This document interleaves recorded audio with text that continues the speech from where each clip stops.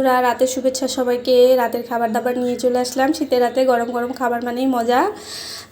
এক্ষুনি রান্না করলাম এখানে আলু বেগুন দিয়ে পাবদা মাছ দিয়ে একটা ঝোল রান্না করেছি। দেখুন কেমন লাগছে। রেসিপিটা দেওয়ার কিছু নেই, রেসিপি একটা দিয়েছি, ওই রকম করেই বানিয়েছি। সাথে আছে এই যে গরম গরম ধোয়া ওঠা ভাত, আর আছে পাতলা মসুর ডাল, সাথে এটা হচ্ছে আমার দিনের বানানো, আর আছে আলু ভর্তা, আর হচ্ছে বেগুন ভাজি। খাবারগুলো কেমন লাগলো অবশ্যই জানাবেন।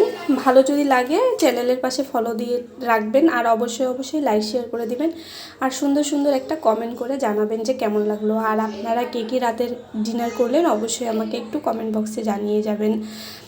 আর অবশ্যই আর কি বলবো, আর কিছু বলার নেই। এই ছিল আমার রাতের খাবার। শুভরাত্রি সবাইকে।